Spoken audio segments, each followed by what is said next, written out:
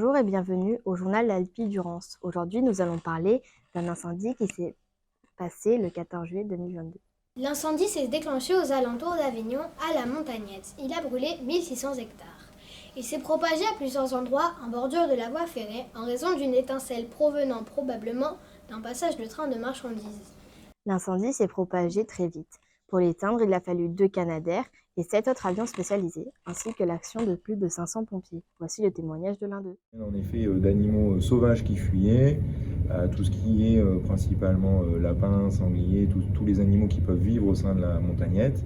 Comme vous venez de l'entendre, de nombreuses autres espèces ont dû fuir et la biodiversité a gravement été impactée, ainsi que de nombreux habitants qui ont dû quitter leur logement. Les agriculteurs et leur activité économique a donc été affectée.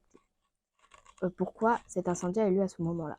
On a constaté des pics de température pendant le mois de juillet dépassant largement les moyennes nationales.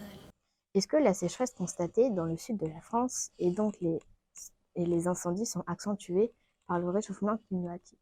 Demandons l'avis à nos scientifiques. Tout d'abord, nous allons vous expliquer qu'est-ce qu'un événement climatique extrême. Il s'agit d'un phénomène météorologique ou climatique qui est considéré comme rare, inhabituellement intense ou prolongé, qui a de graves conséquences sur l'environnement, la société et l'économie. Il peut être dû aux pluies, moussons, événements cévenols, au vent, tempêtes, tornades, ouragans et certains orages, ou à la température, vagues de froid, canicules, sécheresse. Expliquons le phénomène naturel qu'est l'effet de serre. Une partie de l'énergie solaire arrivant sur la Terre est renvoyée vers l'espace, et une autre est conservée dans l'atmosphère grâce aux gaz à effet de serre, comme le CO2, le méthane et l'eau. Il permet de maintenir une température moyenne de la Terre autour de 15 degrés.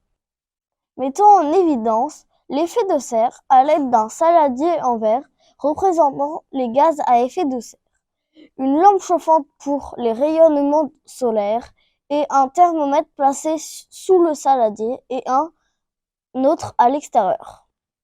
Nous voyons que la température sous le saladier est plus importante que la température à l'extérieur. Les gaz à effet de serre retiennent donc plus la chaleur.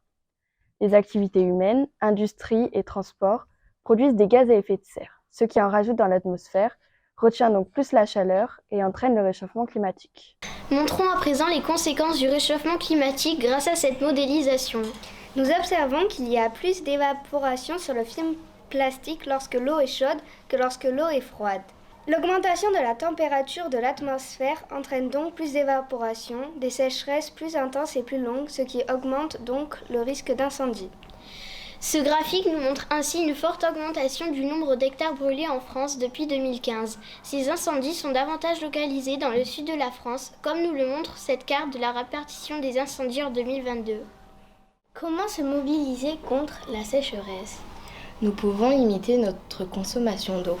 Par exemple, prendre des douches au lieu des bains et former plus de pompiers ou investir dans plus de matériel pour lutter contre les feux de forêt. Et bien sûr, limiter nos émissions de gaz à effet de serre.